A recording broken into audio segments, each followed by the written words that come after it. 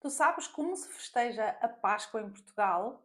Não? Então este vídeo vai falar sobre tradições, algumas bem diferentes, que se experienciam um pouco por todo Portugal. Por isso, vamos lá!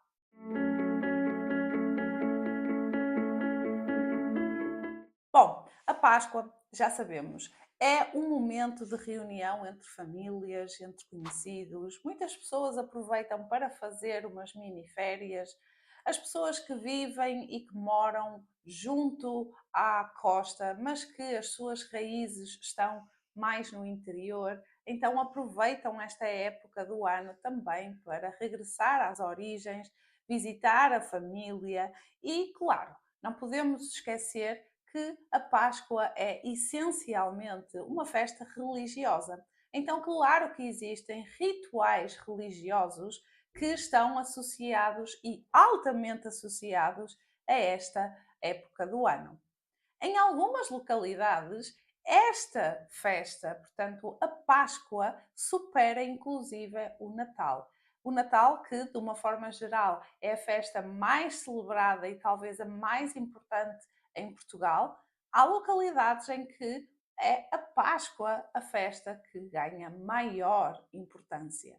Depois do Carnaval, que acontece sempre a uma terça-feira, vem a quarta-feira de cinzas. E a quarta-feira de cinzas marca o início da Quaresma, ou seja, um período de preparação para a Páscoa. Durante este tempo, a religião católica manda que se faça jejum, que é jejum. Jejum significa não comer, e também abstinência e reflexão. Abstinência, o que é? É deixar de comer, de beber alguma coisa que tu gostes muito. É fazer uma abstinência. Especialmente relevante em Portugal é que muitas pessoas ainda fazem a abstinência da carne à sexta-feira. Esta é então uma prática, um ritual que antecede a Páscoa. O domingo de Ramos é o domingo antes da Páscoa. E neste domingo é normal que os afilhados levem um ramo para a igreja. Esse ramo é benzido, em nome do Pai, do Filho e do Espírito Santo. Amém. E depois é oferecido pelos afilhados aos seus padrinhos. Mas chegamos ao domingo de Páscoa. Como é normalmente festejado o domingo de Páscoa em Portugal? Especialmente nas regiões mais pequenas, é normal tu encontrares o compasso pascal. O compasso pascal são um grupo de pessoas que levam a cruz de casa em casa e que as pessoas devem, se quiserem, beijar. Porquê este se quiserem? Porque, claro, com a pandemia as coisas mudaram um pouco. Então, há pessoas que preferem fazer uma vénia, outras, principalmente as mais antigas, então elas preferem realmente voltar ao beijo e beijar a cruz, beijar Jesus. Normalmente, neste compasso pascal, está o padre da paróquia ou então um representante a quem nós chamamos de mordomo. Existe também uma pessoa que vai com o sino e que vai pelas ruas a tocar o sino como sinal de alegria e de que Jesus ressuscitou. Existe também a pessoa que vai com o saco. E a pessoa vai com o saco para recolher dinheiro que as pessoas vão deixando em cima da mesa. A cidade de Braga é especialmente marcada pela Semana Santa. A Semana Santa é a semana que antecede a Páscoa. Então existe um conjunto de práticas de preparação para a Páscoa. Esta semana está cheia de celebrações. A exemplo disso é a procissão da Borrinha, em que nós temos diferentes personagens bíblicas e a representação um pouco da história de Jesus. Também a próxima, a procissão do enterro do Senhor, é uma procissão altamente procurada e é uma altura em que Braga se enche de turistas, porque realmente é algo muito impactante. Vamos agora de Braga, vamos para o Algarve e no Algarve é mais usual fazerem-se procissões, a procissão das flores. No Alentejo, um pouquinho mais a norte do Algarve, imaginem, existe a tradição de benzer borregos, ou seja, é quase que salvar alguns borregos. Isto porquê? Porque é um dos animais que normalmente nós comemos na Páscoa. Fazem-se então as bênçãos dos borregos no Alentejo. Já no Minho, eu já falei no mordomo, então o mordomo é aquela pessoa que no compasso pascal vai quase substituir o padre da paróquia. Então, no Minho é tradicional existir o jantar do mordomo da cruz e normalmente é um jantar assim bem grande com muitas pessoas e que é pago exatamente pelo mordomo. Portanto, com certeza não será barato ser mordomo. Por outro lado, na zona das Beiras existe o enterro do bacalhau. Eu acredito que este enterro do bacalhau esteja relacionado com o facto de, durante 40 dias, sim, 40 dias, precisavam, antigamente, lá está, antigamente, as pessoas não comiam realmente carne durante estes 40 dias. Então, eu imagino que estariam fartas de bacalhau, porque antigamente o bacalhau era barato, certo? Não é o que acontece agora. Mas ainda existe esta prática de fazer o enterro do bacalhau do género. Finalmente podemos voltar a comer carne. Em Montalegre e um pouco também noutras localidades existe a queima do Judas. O Judas, para quem não sabe, é uma figura bíblica que traiu Jesus, ou seja, é o traidor.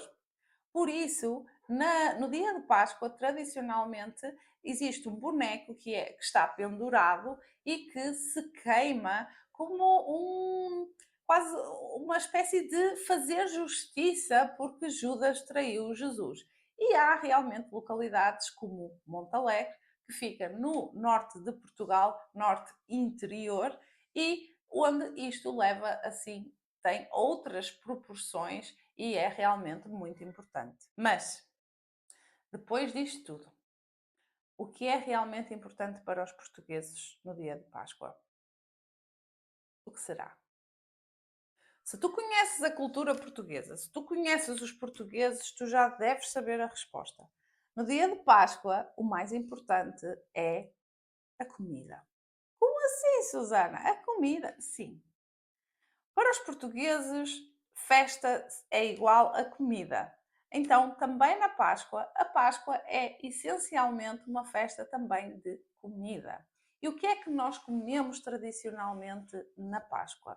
Bom, desta vez não é como no Natal. No Natal, grande parte das pessoas e um pouco por todo o país há quem coma bacalhau. Na Páscoa não existe exatamente uma tradição fixa e em que toda a gente come algo em específico, mas tradicionalmente existe o hábito de comer borrego, ou seja, carne, ou então leitão, que é porco, porco bebé, ou seja, carne novamente. Em termos de doces, também não há aquele doce mesmo típico de Páscoa, mas existem alguns detalhes, algumas coisas que nós realmente só encontramos por altura da Páscoa. É o exemplo das amêndoas e também os ovos de chocolate. Os ovos de chocolate são uma tradição que está a ser transportada de outros países e que, claro, os portugueses têm adotado esta prática e hoje em dia, sim, já se oferecem em grande quantidade os ovos de chocolate. Também é tradicional da Páscoa o pão de ló. Ainda que o pão de ló nós possamos encontrar durante todo o ano, mas na Páscoa é presença obrigatória pão de ló na mesa dos portugueses. Um doce que só encontramos na Páscoa e mesmo assim não encontramos em todo o lado é o fular. O fular é uma espécie de pão doce que tem um ovo no meio. Este pão, antigamente, o fular era o presente que os padrinhos, normalmente a madrinha, não é? Que a madrinha oferecia ao seu afilhado. Então, hoje, já esta prática já não existe, mas, por exemplo, quando a madrinha compra amêndoas, compra um ovo de chocolate e pode também oferecer um pouco mais outras coisas, roupa, um brinquedo, etc., por altura da Páscoa, então é comum dizer-se: olha, está aqui o meu folar. Ou seja, na prática não é o folar, não é o bolo, mas representa aqui o presente da Páscoa dos padrinhos para o afilhado ou afilhada. E assim, desta forma, ficaste a conhecer um pouco sobre a Páscoa em Portugal. Claro que muito mais haveria para dizer de diferentes localidades em Portugal, diferentes nuances, mas estas eu acho que foram aquelas que são mais marcantes e que são até especiais, são diferentes. Conta-me nos comentários uma tradição do teu país de Páscoa. O que é normal fazer e que as outras pessoas achem estranho? Deixa-me nos comentários, estou super ansiosa por descobrir. Já sabes, se tu gostas deste tipo de vídeos, eu preciso saber que tu gostas. Então, o que é que tu deves fazer? Deves deixar um gosto, deves partilhar, partilhar, partilhar, partilhar. Deves também subscrever o canal e ativar as notificações, porque assim, sempre que existir aqui um vídeo novo, tu serás notificado, tu recebes uma mensagem: olha, a Susana tem um novo vídeo, e então serás um dos primeiros a ver. E desta feita termino por aqui. Até à próxima!